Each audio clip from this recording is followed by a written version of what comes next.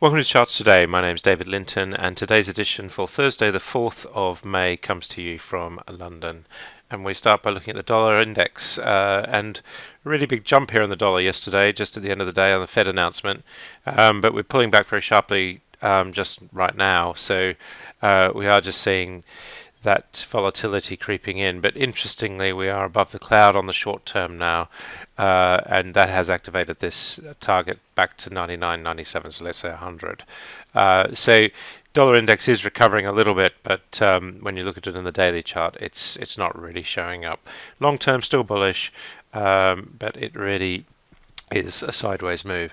And the euro just conversely fell quite sharply yesterday and then has just bounced and recovered. So the key thing is that euro is falling away just now, but on the medium and longer term, it's medium term is looking better. The long term is still struggling to get above the cloud.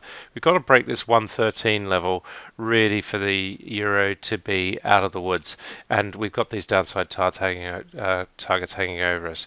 The yen, dollar is still strong against the yen, so we're seeing the weaker yen. That's the risk on risk-off trade, so the yen is weaker, considerably less perception in global risk. And we look at the sterling chart, and we are just falling away here, back to 128.50, and that's not again showing up yet in the medium-term chart, but long-term is still bearish. The euro-sterling rate, euro's got the upper hand, sterling just falling away a little bit there, and against the Swiss franc has been falling the last few days as well. Australian dollar has been weakening significantly against sterling. We see that 174 really kicking in there. Looking at the S&P 500, just again sideways, just struggling to break out of this sideways range. So at the moment, we're just waiting to break 2400. The Nasdaq yesterday is fairly quiet as well, but long term these charts are looking amazing. The Dow much the same, and the Russell 2000 just fell away a little bit yesterday, but still waiting for the break. The future this morning, the S&P 500 is up very slightly, and the Nasdaq E-mini up 0.2%. So it does suggest a slightly higher opening, but nothing significant. FTSE 100 is just struggling above the cloud, but is back above the cloud. So just really in the doldrums compared to the US indices, and the FTSE 250 just holding its run of late. The DAX is making new highs. Had a good day yesterday, so that's pushing forward, and the Nikkei also back above the cloud on all three time frames. Hang Seng just slightly off, but is bullish above the cloud on all three time frames. The interesting standout is China. China is increasingly bearish below the cloud and bearish in the short term. And really, when you look at the last year's performance, it has been very, very flat. The Sensex, the Indian market, looking strong. The Australian market just pulling back a bit at the moment, but still above the cloud. Crude oil is now testing that $50 level. Brent crude this morning at 50.36, and it is looking increasingly likely that we will fall through the support level. It is a bad time of year for crude. We tend not to rise in the second half of the year, and most years we actually fall away quite strongly.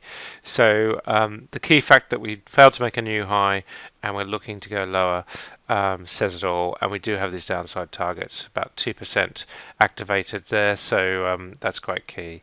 WTI is already well below the 50 level. 47.50 is its level. We're at 47.38, so WTI is already breaking that support, and we are seeing here downward targets of 44 as well, and 46, so it does suggest we're going lower.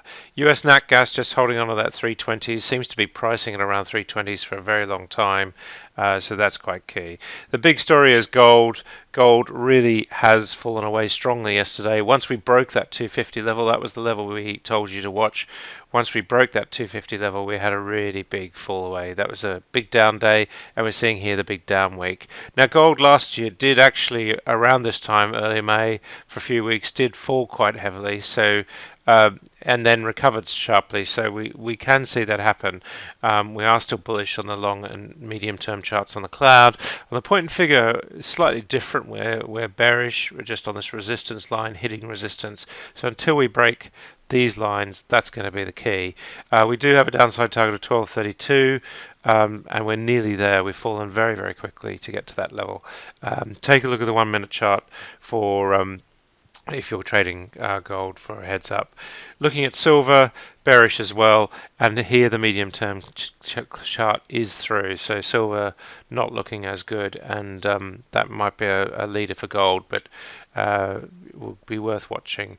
US Treasury yields 2.33%. That Fed announcement having a little bit of an impact there, but we're still not quite above the cloud, just hanging around the 230s until we get some further direction in a month's time.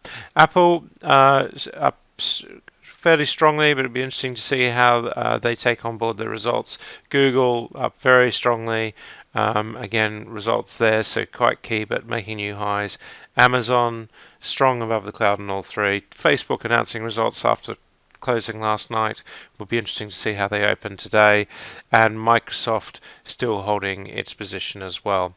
That's it for today. Until tomorrow, happy charting. See you then.